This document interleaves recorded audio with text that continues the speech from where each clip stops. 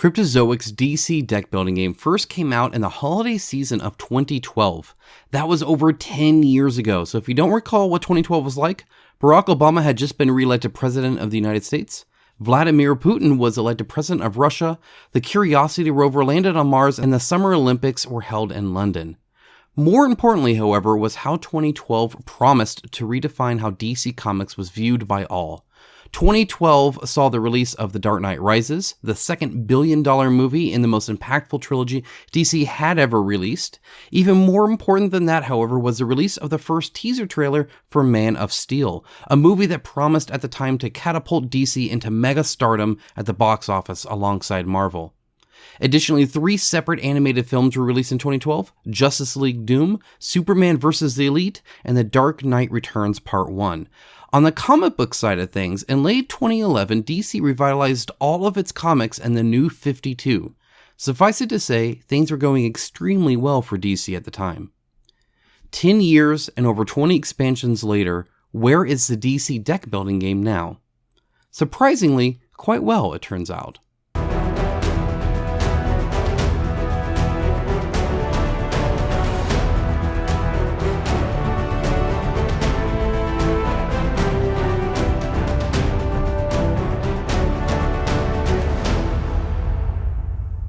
In 2022, for the game's 10th anniversary, Cryptozoic released 2 new expansions. The new entry in their 2-player version, Rivals, with the Flash vs. Reverse Flash, and a mainline entry for the cult favorite, Injustice.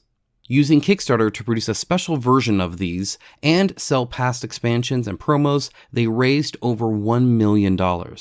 Money isn't everything though, so in today's review, I hope to shine some light on why this game series is still selling as strong as it is after a decade on the market.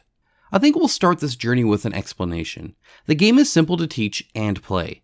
The root of the gameplay is akin to many other card games. That is, it's simple in theory, but more nuanced and complex in practice. In the DC deck building game, you play cards for power and use power to gain new cards to add to your deck. There's some fun bits here, like how added cards go to the discard pile, or how you discard all of your cards at the end of each round so you don't keep cards from round to round, but it's really that simple, except for the text on the cards. Like most good card games, the card text is king, and it's no different here. This adds a variety of options from attacking other players to drawing new cards, getting cards from your discard pile, revealing cards, etc. But I'll get more into that later. For now, just know that you can set up and teach an entire new group, including children, how to play within minutes. Combining this when the little table space it requires means even a coffee table works just fine, this is a game that can table extremely easily. Before I move on from this point, I'd like to add another benefit this game provides for getting played often: its customizable nature. From supporting few to many players, custom length, and even custom difficulty, there is support for really any event. Need a quick filler game or a match before bedtime with the kids? Include less supervillains or heroes to defeat and even lower level ones to speed things along. Want to have it be the main game you play on game night? Add the bonus cards most boxes come with for added difficulty and include more supers to go up against for a longer session. Combine that with a massive variety of game modes and the game can easily become someone's most played game.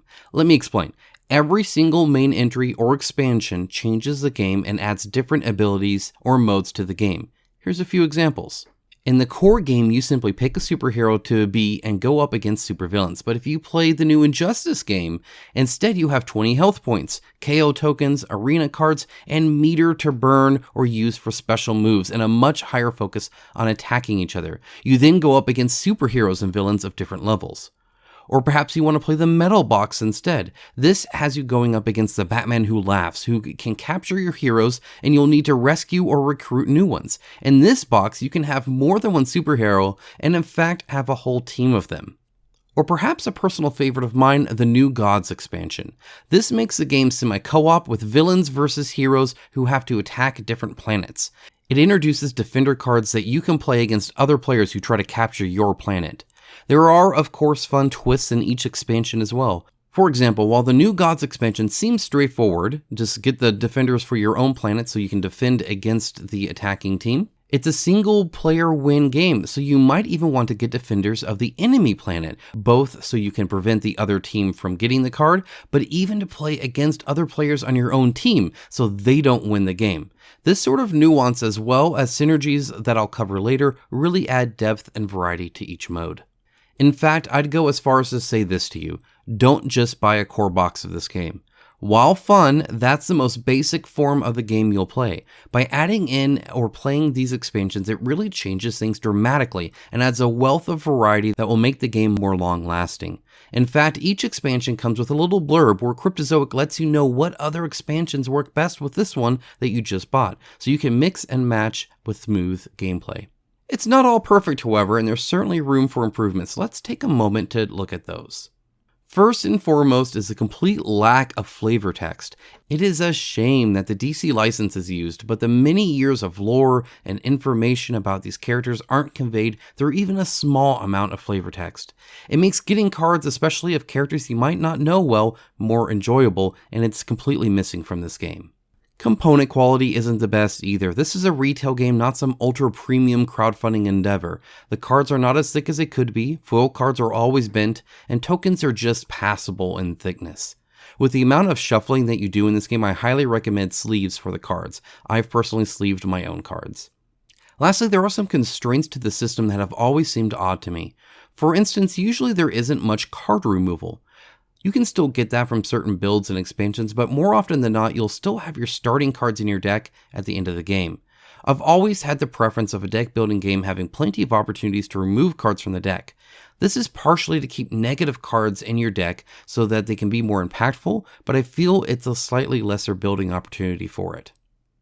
And then there's 2 players. This game plays okay at 2, but really it's best with 3 or more. This is mostly due to attack cards and having a larger variety of targets to pick from, so it's not just a back and forth with them. However, as I mentioned before, there are several expansions specifically for this called Rivals. Pick up a Batman vs. Joker or a Flash vs. Reverse Flash set and play it straight as a 2-player game. That's really the best benefit of this game. The variety is just immense. You can easily end up with lots and lots of heroes to pick from, or even villains, and a wealth of viable synergies and tactics to pursue. Perhaps you'll pick Bizarro for once and actually want as many weakness cards as you can get, because that's an actual winning strategy. Normally those weakness cards are the most common negative card you can get. Or perhaps you'll pursue cards that multiply their victory points. Maybe in another game you'll try picking nothing but draw cards and take from discard pile cards. Or maybe even one heavy on attacks or card removal or an equipment heavy deck. There is just so much here, so much available, that you can play this game dozens and dozens of times and still be doing new things and trying out different sets. And it's still growing. My last positive is this: it's been over 10 years and the game is still supported. All rules are available free online. Each expansion comes with card clarifications, alternate play modes and rules, card dividers for easier storage, recommendations for combining sets, and it all really helps. But even if that wasn't the case, even if another set never comes out, there's plenty here to keep you busy for another 10 years. Guys, I hope you enjoyed this review. It's a new format for me, and I'd love to hear your feedback, and please forgive any rookie mistakes or hiccups as I grow more accustomed to this format.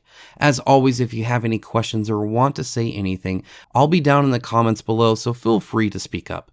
Next up is a review for Aeon Trespass Odyssey, so stay tuned for that. It's going to be a visual treat if nothing else. Take care, guys. Have fun gaming, and I'll talk to you all again very soon.